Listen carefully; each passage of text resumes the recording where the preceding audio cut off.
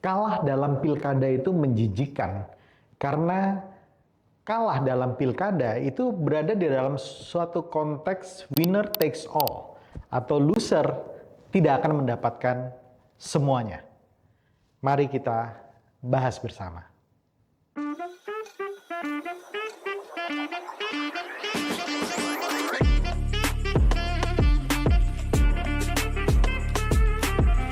Hai Sobat Politician Academy, bertemu lagi dengan Bunga Chandra, Coach dari Politician Academy. Judul dari konten ini cukup provokatif, di mana saya katakan kalah pilkada itu menjijikan. Kenapa? Karena tadi sudah saya katakan, di dalam kontestasi politik, yang namanya menang adalah segala-galanya, dan kalah tidak akan mendapatkan bagian apa-apa.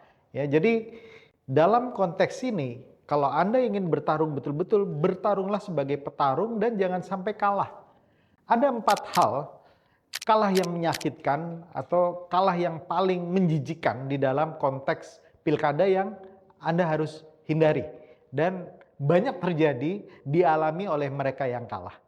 Yang pertama, Anda kalah walaupun popularitas dan elektabilitas Anda tertinggi.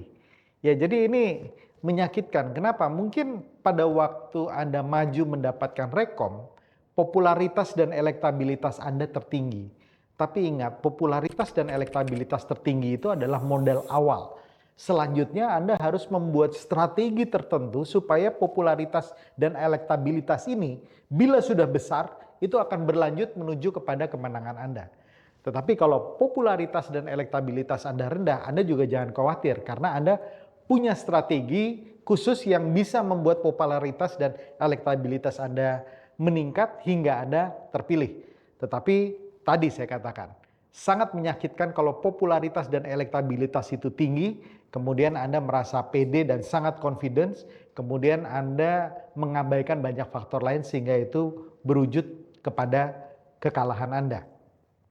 Yang kedua, kalah padahal anggaran dan budgetnya sudah sangat besar. Nah, ini juga kekalahan yang menyakitkan ya dan menjijikan kalau menurut saya. Kenapa? Karena political cost, katakanlah Anda sudah memiliki political cost yang cukup, bahkan lebih jauh dan lebih tinggi dibandingkan paslon-paslon lain. Anggaran yang tinggi ini merupakan modal utama yang penting dan besar sekali. Nah, ini yang harus Anda jaga dalam konteks melakukan manajemen dana yang benar. Karena kalau Anda tidak bisa memanage ini dengan benar, walaupun Anda memiliki dana yang besar sekali, jauh lebih besar dibandingkan dengan kandidat-kandidat lain, Anda bisa juga kalah. Dan itu akan menjadi sebuah kekalahan yang menyakitkan. Bayangkan Anda kalah setelah mengeluarkan biaya yang jauh lebih besar dibandingkan paslon-paslon lainnya. Oleh karena itu, Anda harus memiliki manajemen dana dan anggaran yang baik. Anda harus bisa melakukan distribusi dan alokasi yang tepat. Anda harus bisa menyusun sehingga strategi Anda, aktivitas Anda, dan event-event yang Anda lakukan itu bisa terukur, terkonversi menjadi suara. Itu perlu strategi khusus. Kekalahan menyakitkan yang ketiga adalah Anda kalah karena dibohongi dan dikhianati oleh tim ses sendiri. Sangat menyakitkan. Tim ses yang seharusnya memenangkan kita, berpihak kepada kita, itu menjadi tim ses yang mementingkan diri sendiri, mementingkan cuan sendiri, nggak peduli dengan Anda. Mereka memberikan laporan-laporan yang terbaik kepada Anda. Mereka meninabobokan Anda dengan berita-berita yang manis, dan kemudian Anda percaya dengan semua itu. Ingat, saya sering mengatakan bahwa 40-60% kemenangan seorang paslon itu disumbang atau dikontribusikan oleh tim sesnya sendiri, baik kemenangan maupun kekalahan. Ya, oleh karena itu tim ses ini memegang peranan penting. Jangan sampai tim ses selalu sukses sementara Anda belum tentu sukses dan bisa saja gigit jari karena kalah. Ya, hati-hati dengan tim ses. Anda harus bisa membina dengan baik, harus bisa merekrut dengan baik, harus memiliki strategi rewards dan punishment, termasuk monitoring dan evaluasi, agar tim ses Anda betul-betul bekerja sesuai dengan yang Anda inginkan. Yang keempat, kekalahan karena Anda dicurangi. Nah, ini menyedihkan sekali, tetapi sebagai informasi, yang namanya kecurangan terjadi di mana saja, di mana-mana. Dan kecurangan ini harus Anda antisipasi. Anda dalam bertempur dan berkompetisi nggak boleh berpikir lurus-lurus saja. Anda harus bisa mengantisipasi setiap langkah. Yang mungkin juga itu langkah kecurangan. Sehingga Anda kemudian bisa menyiapkan antisipasi strategi dan langkahnya.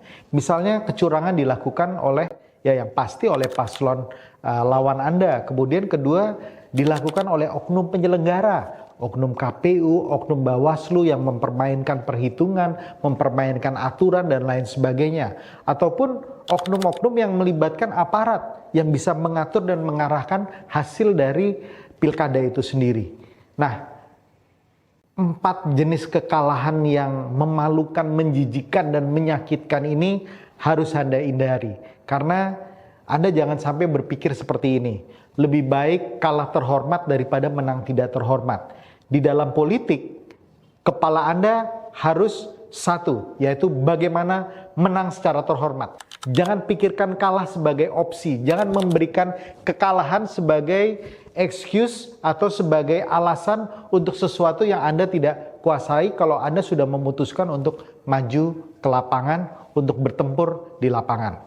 Saya selalu mengingat guru saya yang mengatakan, kalah itu menjijikan, jangan sampai Anda kalah.